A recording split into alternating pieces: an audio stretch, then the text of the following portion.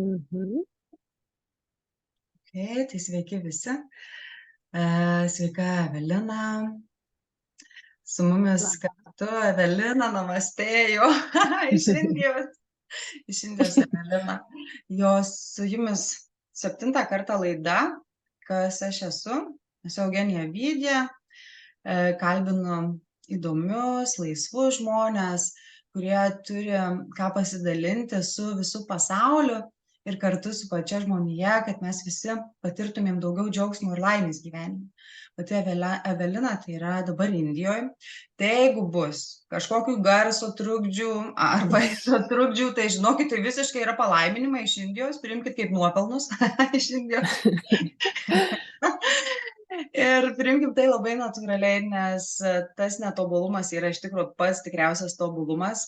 Ir būtent apie ką yra Evelina. Evelina yra apie viską ir nieką, apie absoliutą ir žmogišką pavidalą, apie tikėjimą ir totalų ateizmą. Pas ją telpa visi konceptai ir jokių konceptų nebuvimas. Labai daug laisvės, kas man labai taip pat imponuoja, nes mano vertybių sąraše pirma vertybė yra būtent laisvė. Ir pas Eveliną laisvė reiškiasi per šokį, per judesį, per kūrybą, per spontaniškumą, per keliones ir įvairius projektus, kurie tarnauja jos pačios geroviai ir šalia esančių geroviai. Tai padariau tokį trumpą intro, bet aš manau, Evelina tikrai turi daugiau kažką pasidalinti. Tai kas tu esi va, dabarties momente? Jau pristačiau, kad esi Indijoje, bet jeigu norėsi kažką apie Indiją pasidalinti, tai viską dalinkis. Ačiū tau labai, Eugenija, tikrai nuostabus ir taip jau intro, net nežinau iš tikrųjų ką daugiau pridurti, nes nemėgstu apie save kažko pasakoti, bet kaip ir tu sakai, bandau tiesiog tą savo laisvę, savo širdį dalintis su kitais žmonėm per visišką kūrybą, kur eina dažniausiai iš širdies, žinoma, reikia ir proto tam, kad galėtum struktūrizuoti savo gyvenimą, kad jį pastatyti į vietas. Ir taip į mano gyvenimą atėjo ir kelionės, per kurias aš gavau labai daug patirčių ir nuostabių žmonių sutikau, kurie dar labiau papildė tą manąjį aš, tą mano sielą vadinamą, atradau save, ta siela, kuri gyvena šitam kūne ir kuri labai džiaugiasi būti šiame nuosame pasaulyje. Tai tuo ir dalinuosi žmonėms su tuo, ką moku, tą, ką galiu, kas kam patinka, tas pasiema, o kam nepatinka, aš tiesiog būnu ar taip čia su visais, visur, visada ir labai džiugu, kad iš tikrųjų turiu galimybę pasidalinti tavo laidoje taip pat su tavo publika ir auditorija. Tikrai praplėsim tą bendrą tokį vaizdą ir akiratį. Iš tikrųjų, daug žmonių dabar keliauja, bet aš manau, kad tas kiekvienas keliautojas ir nešėjas unikalios žinutės yra labai, labai įdomus ir labai daug kiekvienas mes galime pasimti savo, nes kartais išgirdę mes praplečiame tas ribas, kuriuose mūsų protas yra užsistagnavęs ir sustojęs ir mes manome, kad yra taip ir ne kitaip, bet kai pradedam skaityti, pradedam klausyti kitų žmonių, kurie savo visą esenciją, visų kūnų yra patyrę tam tikras patirtis ir paskui natūraliai kiekvieną plečiasi tas, ir taip gali būti, ir taip galim mąstyti, ir tas žmogus taip gyvena ir su juo viskas yra gerai. Tai va, man tas labai patinka tavyje, kad tu tą žinutę taip drąsiai skleidi ir kad tas patinka, nepatinka kitiem, tai yra jų reikalas. Viskas eina pirmiausia per tave. O nuo ko viskas prasidėjo? Nes kažkur turėjo įvykti kažkas, va tas atspirties taškas, kad taptum va šią akimirką tuo, kuo esi. Taip, visiems būna tas taškas ir dažniausiai tas taškas ateina iš kažkokios tokios duobutės vadinamos, kitiem didelės duobės. Galbūt mano duobė tuo metu buvo mano užimtumas, mano darbas, stresas, bėgimas, visko darimas. Ir korona, žinomoji, mūsų labai populiarioji, atnešė tos ramybės į mano gyvenimą. Ir kai viskas sustojo, būdant dar Norvegijoje, kai viskas sustojo, turėjau laiko tiesiog suprasti, kodėl aš ir ką aš darau ir iš vis, kam aš čia esu sukurta šitam pasaulyje, ne vien tik tai daryti pinigus, juos uždirbti, juos išleisti ir vėl įsisukti.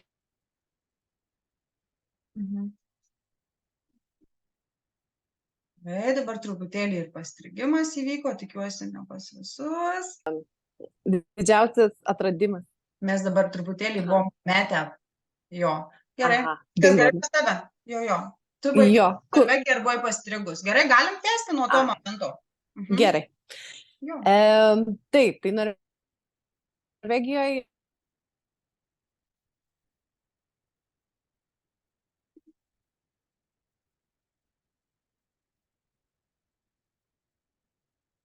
ir dabar atrodo, lyg sustojo viskas gerai, ne?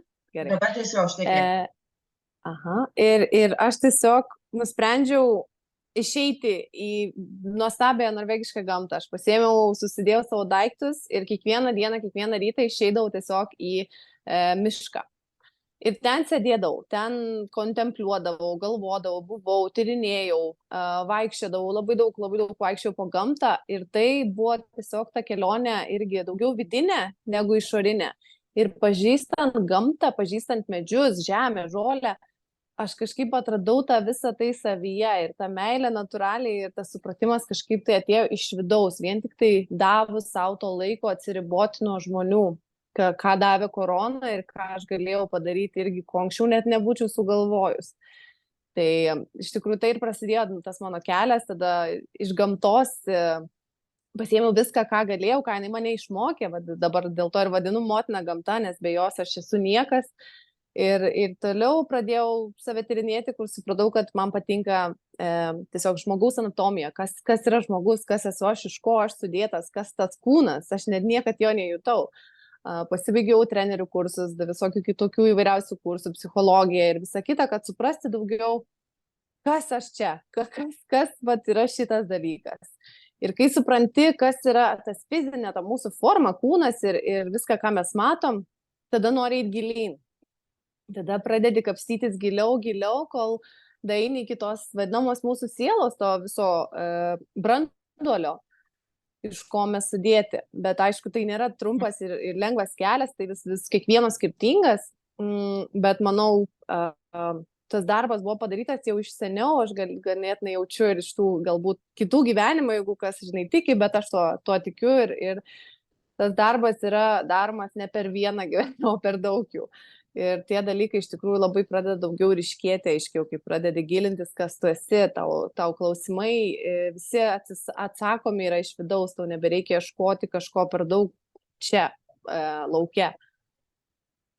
Ir taip atsirado tas, kaip ir minėjau, konceptas Evelina, ką aš iš tikrųjų įsivaizdavau visai kitaip, būdama tam socialiniai visuomeniai ir kas dabar jinai yra šiuo metu, kas jinai tiesiog yra laisva, bet jinai bet kur gali prisitaikyti ir gali būti bet koks vadinamas avataras. Jeigu reikia, tu gali būti draugė, dukra, mokytoja, padėjėja, tu vis tiek įeini į tuos ribas, kad prisitaikyti prie tos situacijos. Bet kai esi vienas pats su savim, toj ramybėj, tu esi niekas. Iš čia ir ateina tas buvimas nieko, tu tiesiog būni ramybė. Ramybė, harmonija, muzika, visa tai, kas plaukia aplinkui tave. Nuostabu. Žinai, man visiškai nebuvo iš to klausimo pasiruošus, bet man jis natūraliai klausant tavęs dabar gimė spontaniškai ir tame visame būvyje, kas tu esi ir kaip manifestuojasi, ne? Ar galėtum atsakyti to moterim, kurios irgi svajoja gyventi tokį gyvenimą ir aš nežinau tavo pasirinkimo, ir jis tikrai nėra gal svarbus, ar svarbus, jeigu tu jais pasidalinti, pavyzdžiui, neturėti vaikų. Yra moterys, kurios apsisprendžia neturėti vaikų, ne? Bet visuomenė ir sociumas jas labai spaudžia dėl to. Jos dėl to spaudimo arba nulūžta, arba kovoja, kas atima begalę daug energijos ir nuo to, kad tapti savastim kažkokią unikalią, arba tiesiog kaip ir sakiau, jos pasiduoda. Kaip tu galėtum kažkaip įkvėpti šią momentą, nes niekada nežinai, ar tu norėsi ar nenorėsi, tu tiesiog pasidalink, ką aš dabar tais iš manęs išplaukiai, pasidalink, kaip tu matai šitą vaizdą, nes tikrai yra moterų, kurios pasitringa, jos visiškai nenori, bet arba pakimba, arba kitos drąsiai eina, įvairių istorijų yra. Taip, šita tema tikrai yra labai svarbi, aš ir pati susiduriu ir aš dėkoju tau ir kas man leido turėti šią nuostabią patirtį ir galbūt šeima nebuvo toj pirmaeiliai pusiai, dėl to aš turėjau to laiko save patirti, bet tikrai sutinku moterų, kurios turi vaikus arba planuoja ir jom to laiko nebuvo duota.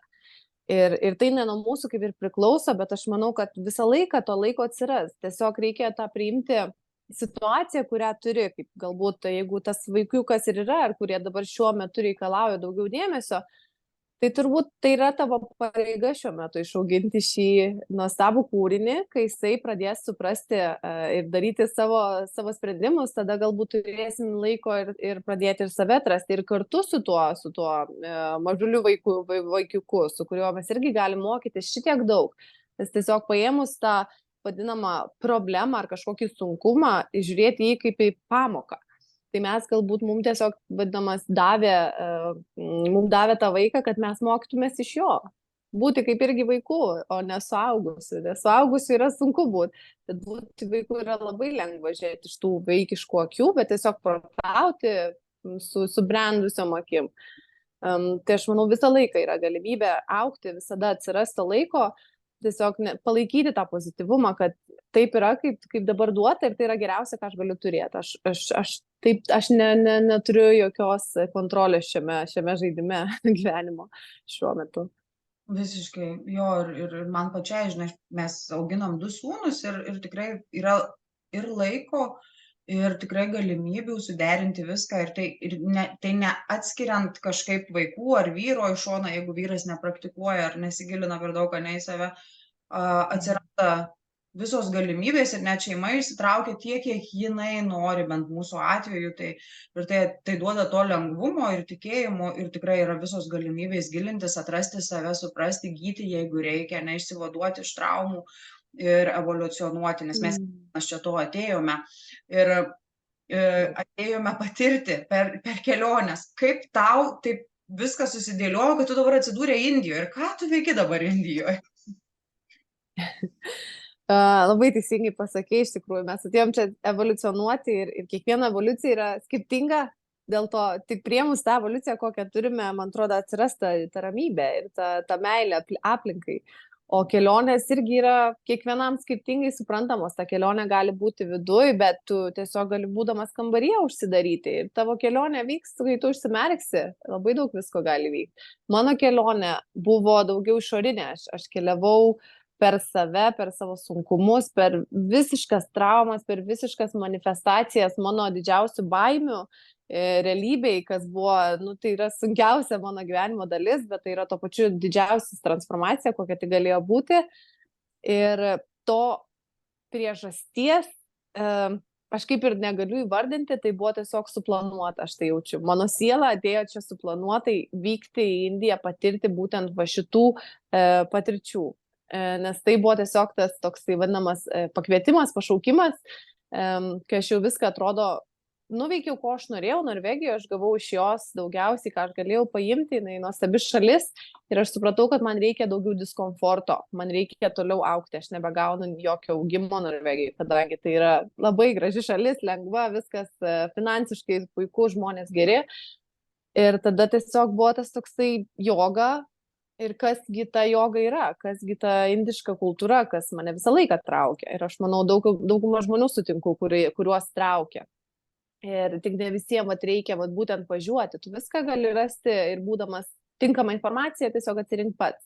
Bet man reikėjo vykti. Tad tiesiog nusipirkau bilietą už 2022 kronom, tai buvo irgi toks mini ženklas, jeigu kas tik į numerologiją ir išvykau, palikau darbą, palikau namus, daugmaž visko atsisakiau, ko galėjau ir išvykau, sakiau draugam 2-3 mėnesių, bet aišku, tai truko metus laiko visos kelionės ir tai buvo po visą daugmaž Aziją, ne visą, bet didelę dalį Azijos, kur aš tiesiog smagiai džiaugiausi gamta gražia šios šalies, šios dalies pasaulio, bet tuo pačiu tai buvo didelis jo transformacijų kelionė viduje ir išorėje ir visur kitur, kol aš tiesiog nusileidau savo centrą, ko man reikėjo visų tų labai staigių ir labai tikslingų ir gilių patirčių, kad atsidurčiau čia savo tam vadinamam šerdyje, kur aš dabar jaučiu pilnai daugmaž vis tiek yra kur mokytis, bet kas yra aš, kas yra Evelina, kas yra čia giliau gyvenantis sutverimas. Okay. Jo, o kas tau yra joga? Nes, aš pati esu jogos instruktorė ir man joga vienas dalykas yra, ne, kitam dar kažkoks kitas dalykas. Galim pasimti tą bendrą apibūdinimą arba vertimą, ne, sąjungą. O kas tau joga yra? Taip, aš gal taip pasakyčiau, man joga yra viskas, kas yra aplink mane. Kai pradedi gilintis į vedas, į vedų rašmenis, į visus žiniuonis, tuos vadinamus ryšius, tų laikų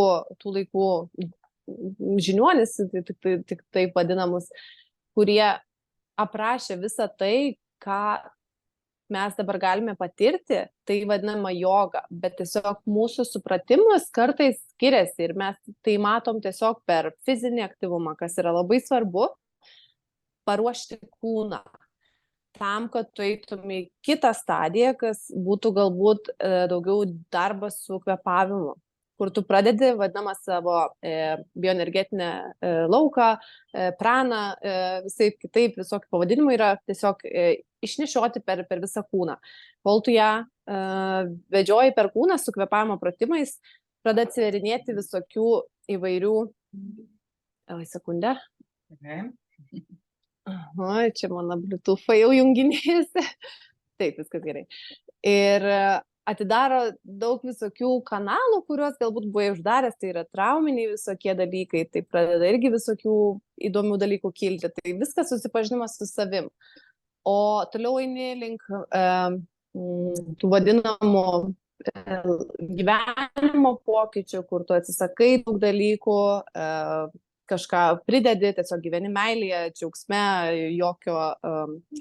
jokio žalos gamtai ar žmonėm.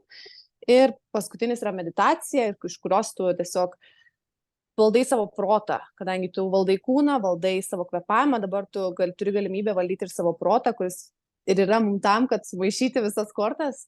Ir kai tu paimi tą kontrolę pilną savo proto, tada tu išeini į tą vadinamą samadį, o lietuviškai tas toksai kaip ir nušvitimas, bet labai daug yra koncepcijų, dėl to tai nesigilinsiu per daug, bet tiesiog pilnas savęs supratimas, kas tu toks esi, kai tau protas nebekiša jokių pagalių į ratus ir tau nebereikia galvoti, ar aš tas, ar aš anas, ar čia gerai, ar čia negerai. Tu visą laiką žinai, tu esi savyje, esatyje ir tu žinai, ko tau reikia.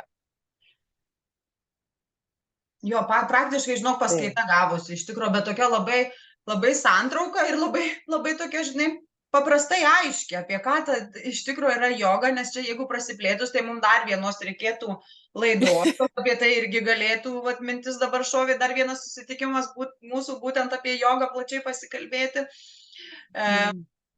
Ir visam tam kontekste, žinai, jogos labai svarbus aspektas man pačiai yra, kaip išlaisvinti savo kūrybinės galias. Nes man būtent eina, aš nesu nei kažkokia dainininkė, nei dailininkė, žinai, per didelį, bet man pati kūryba reiškiasi per naujų projektų kūrimą, susipažinimą su žmonėm, davimą jiem. Kai aš prisipildau savo pati tos kūrybinės gyvybinės energijos, aš tada dalinuosi, žinai. O aš žinau, kad tu esi tikrai nuostabi kūrėja ir sapnų gaudyklės, ir įvairūs kitokie projektai. Ir kaip tau padeda kūryba atsiskleisti savo moterišką pavidalą. Nes kaip bebūtų, gimei moterišką pavidalą, abidvi. Ir tas lengvumas per kūrybą, jis labai gražiai reiškiasi. Ir kas pačiai tau yra ta kūryba? Kaip tu reiškiasi per kūrybą? Taip, kūryba yra tikrai moteriškas elementas, kurio aš mokiausi ilgą laiką, kadangi buvau ganėtinai vyriško būdo, tad pajutau, kad man tikrai to reikia. Ir tą kūrybą aš atradau būdama tiesiog viena. Kai aš būnu viena ir turiu laiko, duodu savo, tada pradeda kažkaip kilti tokios idėjos, mintis, nes tu tiesiog duodi savo laiko ir tavo protas pradeda nurimti, jisai atsibosta jam tiesiog būti vienam. Ir tada kyla idėjos, ką tu gali padaryti iš to. Tai lygiai taip pat tiesiog aš grįžau namo ir Lietuvoje ir buvo tokia graži gamta aplinkui mane ir tiesiog taip natūraliai pradėjau kilnoti vieną kitą pagalėlį ir žiūriu, kad gaunasi kažkas, tada pradedi kurti ir tai yra tavo irgi sielos išraiška, tai yra tavasis tu, autentiškas, visiškai tavo kūryba, nes niekas kitas to nepakartos. Tai man tai yra vienas svarbiausių dalykų iš viso, kas gali būti, kadangi tavo piršto antspaudas galbūt irgi bus labai autentiškas, bet tavo vardas, tavo spalva, tavo kažkokie judesiai, charakteris, jie gali būti panašus kaip ir kitų žmonių. Bet tavo kūrybą niekas neatkartos.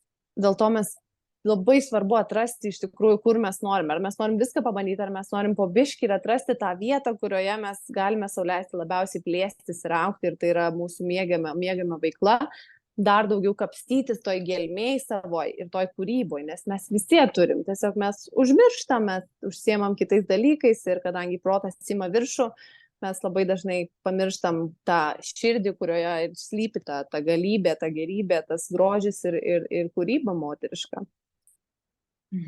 Tai šokis, man taip, šokis tai atėjo irgi iš diskomforto. Aš tikrai nebuvau taip paėmusi ir pradėjau šokti. Man tai buvo didžiausias diskomfortas, aš labai gėdijausi savo kūną iš vis anksčiau. Tada, kai pradėjau pažinti tą kūną ir supratau, kas tie judesiai, kad jie visai gali grakščiai atrodyti, jeigu aš pradėsiu priimti savo kūną.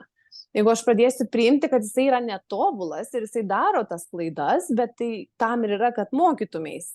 Ir šokis man tiesiog atnešė visiškai kitą pusę mano tos kūrybos ir tos gražios moteriškos energijos, kai aš pradėjau tiesiog priimti, kad viskas gerai yra daryti klaidas. Tada atėjo muzika irgi mano gyvenimą, tada atėjo ir dainavimas irgi visiškai natūraliai. Ir dabar tiesiog, atrodo, visur gali surasti tos kūrybos, kur tik beini. Tiesiog imi, bandai, nesigauna, vėl pabandai, bet visur yra tiesiog labai gražu iš tikrųjų pabandyti visko po biškį, ko mes čia ir atėjom. Aha, tikrai taip apie šokį labai gražiai įsipynė, kad tas ir nustebau, tikrai nuoširdžiai nustebau, kad tu nešokai visą gyvenimą ir kad tai atėjo tiesiog kaip pabandymas kažkoks. Ir praeitoj laidoje mes su Tomu kalbėjom ir beje mes iš tikrųjų susipažinę esam stovykloje mūsų. Ir kartu Tomo buvo ir va ta šokio tema, jinai ir mane pačią labai paliečia, nes kada mes galime šokti laisvai ir ypač per ekstatinius šokius, per įvairius susiėjimus su moterimis, mes tiesiog labiau priimam savo kūną ir kitos moters kūną, išvaizdą, ir mes tiesiog pamilstame tą grožį, koks yra duotas kiekvienam žmogui. Bet pirmiausia, turi atsirasti erdvės ir priėmimo, ir kad mes galėtumėm laisvai judėti, ne? Mes turime konceptus ir viduj prajudinti. Tai gali veikti iš išorės į vidų, bet gali veikti ir iš vidaus. Jeigu mes pradirbam konceptus, man tai suveikia taip, kad aš pradirbau konceptus tam tikrus apie save, aš pradėjau šokti. Bet kiti pradeda nuo to, kad jie pradeda šokti ir tada jiem natūraliai atsipalaiduoja raumenynas, energija, prana, či, ne, prateka. Žmogus irgi tada jis iš kitos pusės, jis šokio pagalba išlaisvina tas įsitikinimus, ne, įvairius blokus, kurie paspaudė. Ir būtent aš labai rekomenduoju kiekvienai moteriai susitikti su natūraliu tuo šokiu ir organiniu šokiu. Ir aš žinau, kad tavo gyvenime yra dar ir salsa, jeigu aš neklystu. Ar šokiai, kažkas tokio? Yra partnerių šokiai, apskritai šokis visas, kaip ir sakiau, ta kūryba irgi per šokį reiškiasi, nes pabandžiau daug skirtingų šokių, o tas šokis pirma su savimi, susipratusi, su savo kūnu susišokus, pajutus jį, tada galima bandyti eiti į tą šokį kontaktą su kitu žmogum, kas yra dar kitas, galbūt kitas lygmuo, kuriame tu irgi turi priimti tą intimumą, šokant su kitu žmogum ir nejausti to tokio diskomforto, tuo pačiu ir neperžengti ribų. Tai čia irgi yra kita mokykla, kas leido man išmokti tiesiog bendrauti su žmonėm irgi tuo pačiu, kasdienybėje. Priimti vyrus, kas man būdavo labai didelė trauma, tiesiog irgi nuo vaikystės, priimti vyrus ir negalvoti, kad jie nori kažką man blogo padaryti. Tai šokį aš išmokau, kaip jie tiesiog yra lygiai toks pats žmogus, kaip ir moteris, kaip ir visi kiti, ir jie nebūtinai turi turėti blogas intencijas. Ir man tiesiog reikia leisti daryti tai, ką jie daro, ir aš visą laiką turiu pasirinkimą, kada aš noriu eiti į šoną, kada man netinka, o kada man tinka, ar šokti, ar bendrauti, ar visą kitą. Taip, kad šokis tave tiesiog moko iš tikrųjų, kaip egzistuoti realiame gyvenime taip pat. Viskas yra manifestuojasi irgi labai gražiai, kartu susijungia į sinchroną. Manifestacija. Manifestacija, nežinau, ar tu žinai, iš lotynų kalbos išvertus mani yra rankos, manifestacija yra daryti. Daryti kažką su rankomis, manifestuoti, ne? Mm. Ir galim įvairiais būdais, ne, tavo gyvenime tikrai tai ir per šokį, ir per kūrybą reiškiasi, ir per keliones. Ir man atsiveda į dabarties į tokią vietą, kur toks jausmas yra, kad tu gyveni filosofiją viskam sakyti taip. Manifestuotis per taip. O tavo gyvenime yra žodžių ne. Ir jeigu yra, tai Va, kokia forma jie pasireiškia. Mhm. labai geras klausimas, iš tikrųjų, ties tuo pastaruoju metu ir buvau dirbus, iš tikrųjų, nes čia Indijoje tu turi išmokti sakyti ne. Mūsų šalyse, Europoje visam sakyti taip yra paprasta, lengva, to saugumo pilna, viskas ganėtinai gražiai plaukia, bet čia Indijoje tai viskam sakant taip, tu tiesiog prarasi savo energiją, tuo pačiu gali ir nuklysti nežinomais keliais. Tai vat irgi grįžtant prie tos temos, kai atrandi, kas yra tau, kas yra ne tau, tada tu žinai labai tiksliai, kada sakyti taip ir kada sakyti ne, kada yra tavo galimybė, tau ateina, kada yra galimybė, tiesiog tai yra galbūt toksai kaip pavyzdys, kaip gali būti ateityje, bet tai dar nėra ta galimybė ir tada tu tiesiog turi išlaukti ar pasakyti ne. Ir lygiai taip pat yra žmonių ar dalykų, kurie visiškai nėra tau. Tiesiog turi, grinai įsijungti tą intuiciją ir pajausti, kad kažkas ne taip, kažkas kirba, šitas ne man. Tai šitas tikrai, bet tiesiog kaip tu generuoji mintis, tą ir pritrauki. Ir dažniausiai, aišku, prisitrauki tuos gerus dalykus, geras idėjas ir dažniausiai tai būna taip. Bet vis tiek būna tų išbandymų, kurie ateina ir tai, kad pažiūrėt, ar tu tikrai nenuslydai tuo keliu ir ar tave patikrinti biški reikia. Ir tada turi vėl būti budri ir pasakyti, ne, čia šitas kažkaip nesijaučia, kad man yra. Tai aš sakau, ta intuicija, vidinis balsas. Jo, tikrai mes irgi su draugėm pajuokaujam, kad kartais ateina situacija, kad patikrintų mus. Ir tas nebūna iš tikro mūsų taip. Savo pasakymas taip, aš renkuosi dabar šitam, reiškia, šitoj pozicijoje, ten, kur esu, nes man reikia dar augti, arba čia ne mano patirtis, čia visiškai ne apie mane. Arba aš pasimatavau ir išaugau ir viskas. Tai tie patikrinimai, jie tokie yra, bet aš dažnai susiduriu irgi dirbant su žmonėm, ar kvėpuoja, ateina pakvėpuoti, žmonės ateina į jogą, asmeninės coachingo konsultacijas, pas jūs yra didelė dilema. Arba mokėti pasakyti taip gyvenimui, arba mokėti pasakyti ne.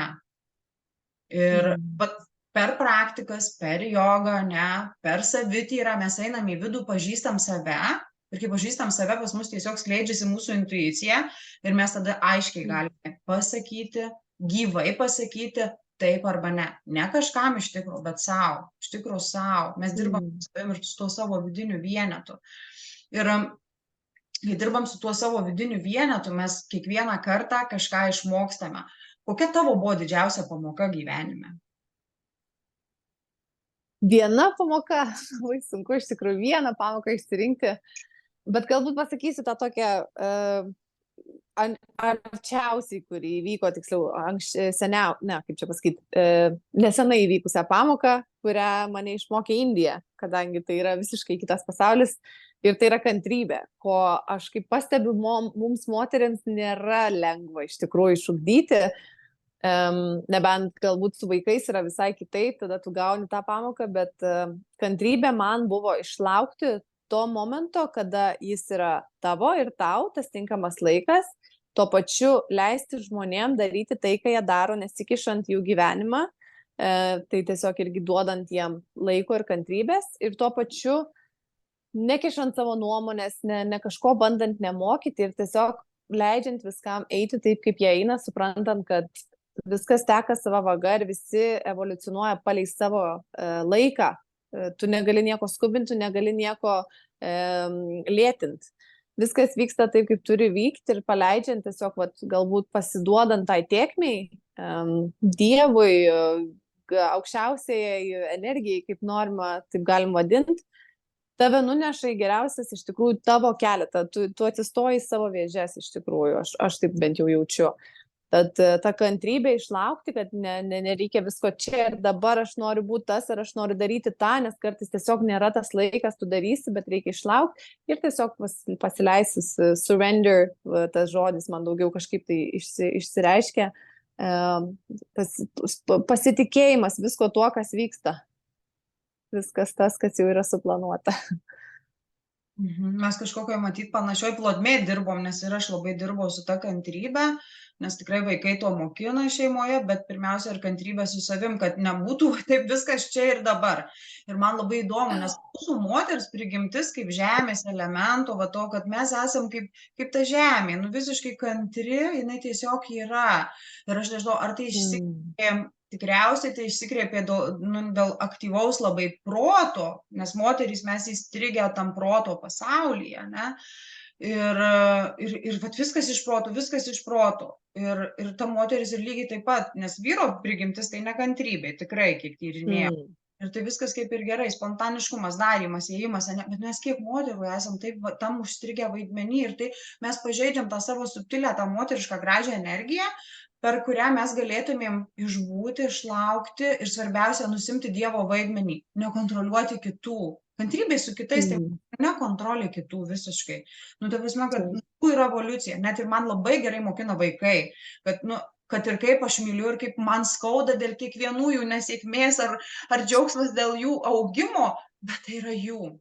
Bet ir visiškai, tai va tam tokiam suvokime, kad kantrybė sau ir nekontrolė kitiem, tai yra kantrybė kitiem su jų keliu, priėmimas totalus, atvirumas leidžia gyti moteriškai energijai. Ir kai kiekviena moteris gyja, tu gyji savo elementą, aš gyju savo elementą, visos pasaulio moterys. Man apie tai tas moteriškumas ir skleidimasis ir tas netgi dabar, sakyčiau, renesansas raganų, nuo žodžio regėti, aš kaip juokauju, vaikai sako, mama, tu ragana, jo, sakau, nuo žodžio regėti, ne? Tai labai didelį pokytį duoda tam visam pasaulio augimui ir gijimui, nes iš tikrųjų tiek yra daug žaizdų ir tiek yra daug dalykų, ką mes galime padaryti savo mažais darbais. Ir aš vakar, žinok, tave Instagrame tiesiog permečiau, kad pajaus tave labiau kaip pašnekovę, patyrinėti. Ir mane labai labai sužavėjo tas tavo santykis su gyvūnais, tas santykis su gamta. Ir nežinau, kažkada čia vyko tas projektas, kaip tu Rešikešė, man atrodo, pataisyk mane miestą, jeigu aš pasakysiu ne tą, vyko ta akcija švaros valymo ir tiesiog tai buvo tikrai nuostabi akcija ir kaip tau jinai gimė, kaip tu įsikvėpė ir kaip tu galėtum gal kitus įkvėpti, kad tiesiog aplink kvartalą susitvarkytų Lietuvoje, šilai kokį, žinai, ar dar kažką.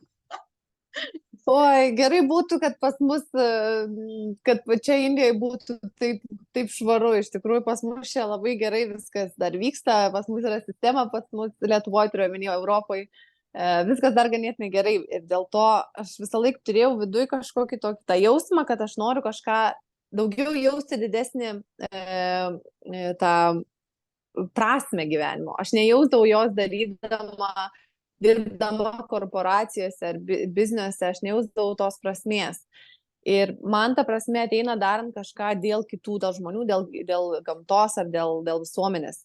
Ir kai aš atvykau į Indiją ir tiesiog, tai kaip ir daugumas sukrėtė tiesiog to šiukšlės, ta netvarka ir kaip žmonės to tiesiog tą ignoruoja, tai yra jiem normalu, nes jie tai užaugę su tuo. Ir aš ilgai labai tiesiog čia kol buvau, kol keliavau, man taip draskė širdį, kad ant galo tiesiog atsirado natūraliai tokia bendruomenė, kurie tokius darydavo mini tos tvarkymus aplinkui mūsų gangą.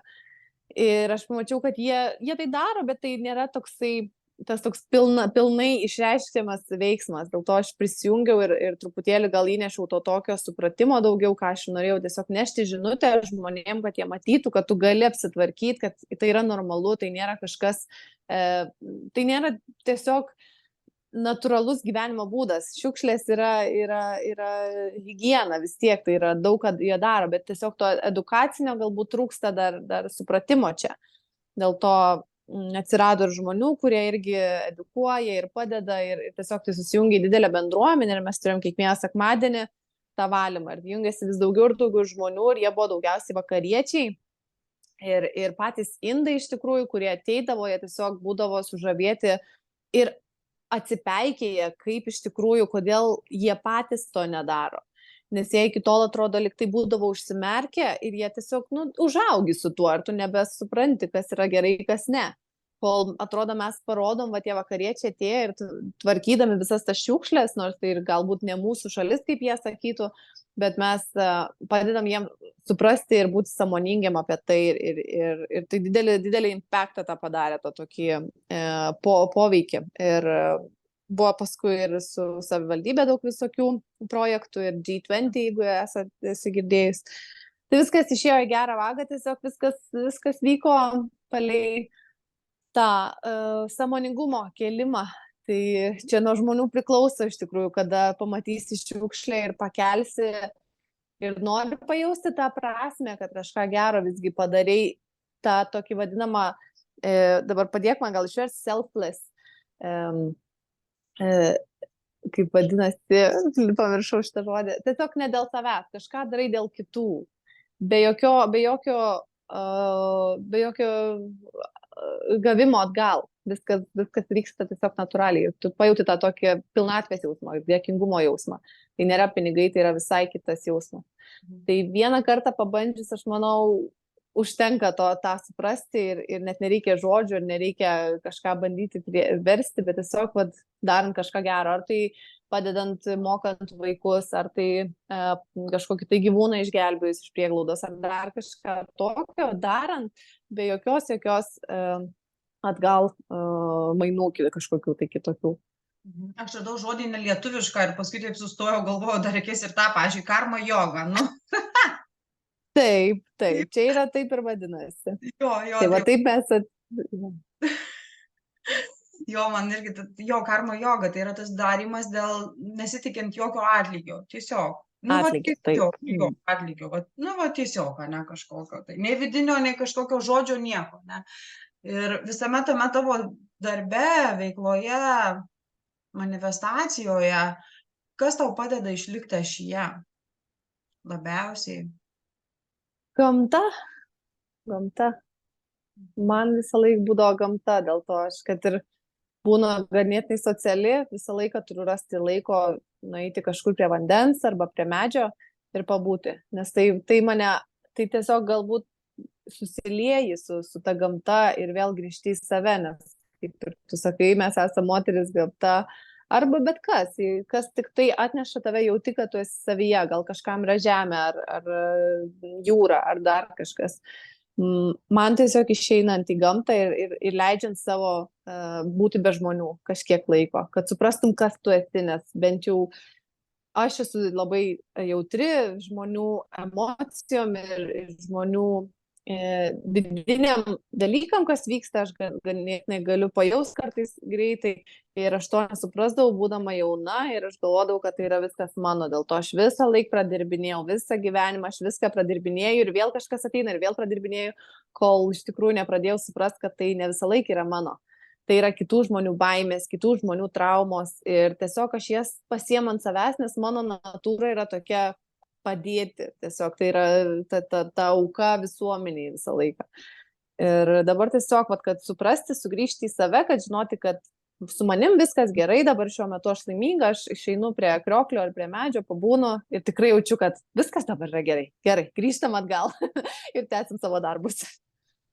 Kiekvienam savo, jo.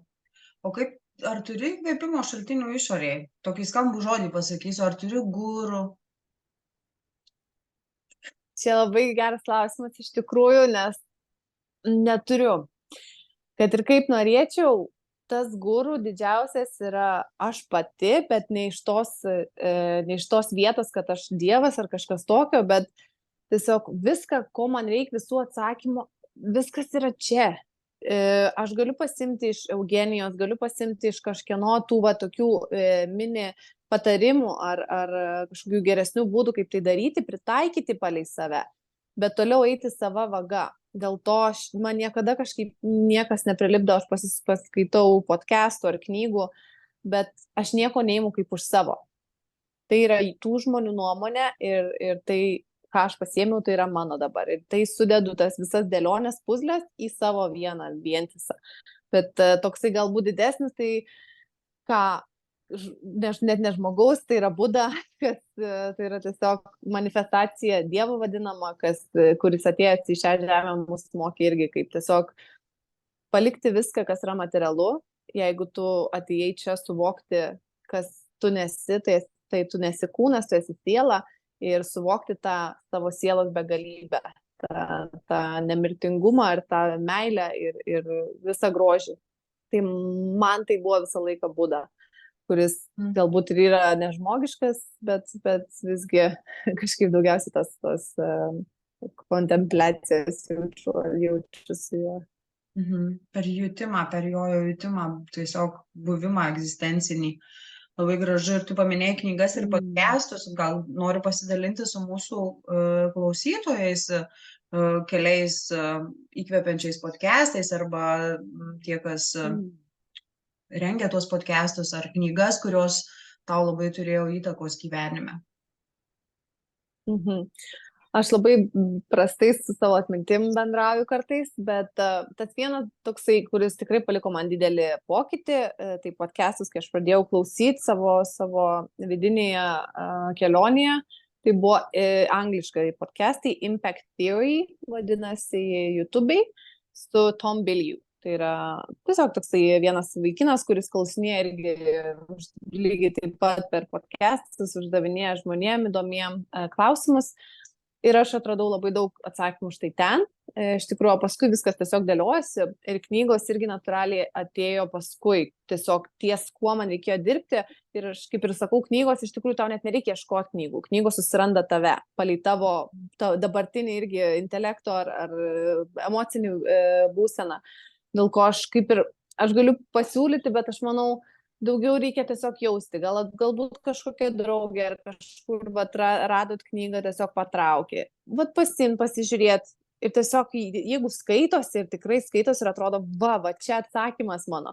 Tai reiškia tau, o jeigu skaitai ir sunku suprasti, nelabai nori, bet tiesiog nori pabaigti knygą, nes ją paimi, neverta, negaiškim laiko, reiškia ne dabar. Pasidėkim iš šoną, grįšim po mėnesio gal ir tada pabandysim. Tai tokių net nenorėčiau kažko labai siūlyti. Ir sakau, kur patrauks, ką pajausit, ką labai gerai būtų tiesiog pabandyti tą pajutimą, kur mane patraukė, tas toks pirmas instinktas, pirma tokia intuicija. Ar tai būtų filmas, ar tai būtų žmogus, ar tai būtų vieta, geriausiai, kai aš keliaudavau, ar vaikščioti kažkur tai keliauju po mišką, tiesiog nežinai, kur eini be jokio tikslo ir jauti, kad čia norėčiau eiti, ar čia. Ir tas pirmas instinktas gal čia. Ir pabandom. Ir taip tu tiesiog lavini tą intuiciją labiau ir labiau, kad jausti save tada per visus kanalus, ne vien tik tai palei navigaciją savo, bet tas jutimas iš čia atėjus, iš čia nusileidus į tą širdį, tada pradeda aiškėti iš tikrųjų, kas tu esi ir kas yra tau. Jo, tikrai. O dėl knygų, tai taip, pritariu. Ir tavo tas gal net pasidalinimas, žinai, kad ir kokios vienos knygos bus kažkam, tas, gal šita knyga, žinai, bet jeigu tu dabar taip neatsimeni, nes atminty kažko nežinau. Ne, aš atsimenu, bet jų tiesiog tiek daug dabar yra ir šiuo metu, ką aš skaitau, aš galiu pasidalinti, bet tai tokia ganėtinai sunki knyga, jeigu dar nesat kažkas labai gilinęs į filosofiją jogos, bet tai yra Raja joga. Tiesiog pavadinimas by Vivekananda, Swami Vivekananda, tai yra Indijos svamis, kuris labai daug turi žinių ir tikrai yra išmintingas žmogus ir siela. Tai šiuo metu galbūt tai būtų ši knyga, kuri man atneša labai labai daug atsakymų ir tiesiog tokių nuraminimų, kad viskas yra taip, kaip yra. Ir tu esi savam kely. Jo, aš galvoju, kažkaip nesai prie Vasištos prisidės, bet, gal pasižiūrėsiu dabar nuėjus, nesvarbu. Jo, labai stipri knyga, kas pasiruošia, tai tikrai rekomenduoju. Nes tai yra atsiskleidžia, kas tai yra iš tikrųjų joga per šitą knygą. Viena iš tų knygų tikriausiai. Taip. Jų daug. Mes visai jau taip keliaujam link pabaigos ir aš visada turiu tokį klausimą, kuris yra vienodas visiems pašnekovam dar kol kas. Jeigu tu turėtum 30 sekundžių viso pasaulio eterio, ką pasakytum žmonėm? Mano žinutė būtų praleisti to laiko daugiau su savim. Nebijokim savęs, nes ten slypi visi lobiai. Tai tiesiog atsisėdus ramiai, kad ir pradžiai nelabai smagu, gal nelabai malonu, vyksta visokių dalykų, bet tiesiog išeinant į gamtą, pasibūkit gamtoj, jinai atneš visus atsakymus, kokių reikia, nereikės nei knygų, nei podcastų, nei gurų, nei nieko daugiau, bet susijungiant su gamta, pasėdint ant pliko žemės, nusiemant batus, vaikščiokit basom ir viskas, ko reikia, ateis natūraliai.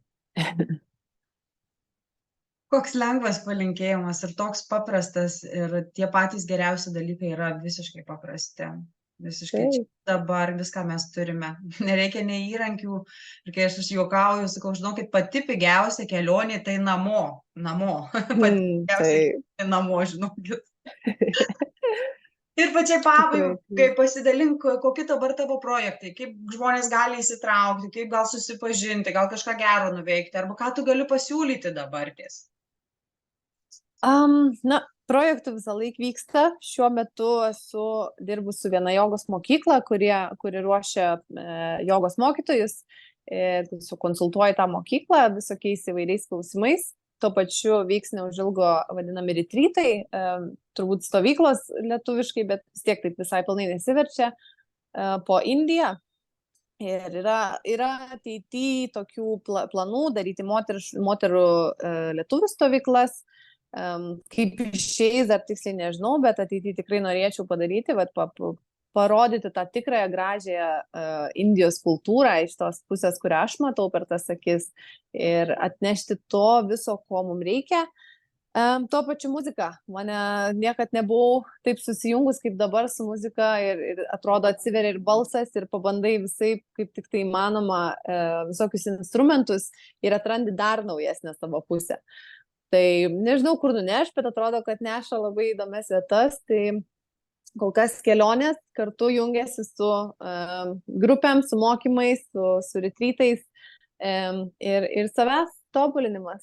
Tai savęs ir kitų ir kas tik tai nori, visą laiką gali jungtis. Aš taip pat daug visokių patirčių ir kursų turėjus, bet nesivadinu kažkuo tai ten specifiškai, nes tiesiog pas mane nieko abstraktaus nėra iš tos pusės, kad galima visko ir galima nieko. Gali būti viskas arba niekas. Tai jeigu kažkam surezonuos, tai galbūt per Instagramą kažkokių tai idėjų galima atrasti, ar jeigu būtų įdomiau dėl tų stovyklų, tai visą laiką irgi labai esu už moterų susibūrimus ir tą moterišką energiją ir palaikymą, kas mums labai svarbu iš tikrųjų, susijungti moteriam ir atrasti vėl tą stiprybę, kuri buvo kažkada užmiršta, užkimšta, uždaryta, sudeginta tais laikais, kai moteris buvo tiesiog žeminamos. Ir šis metas yra mūsų atsikelti pagaliau, atsistoti pilnai į mūsų tą vadinamą jėgą, kuri yra viduje ir mes visos ją turim. Ją suprasti, suvokti ir daryti stebuklus, magiją, kreativumas, artistiškumas, viską, ką tik tai jūsų potencialas ir žmogaus kūnas sugeba čia ir dabar.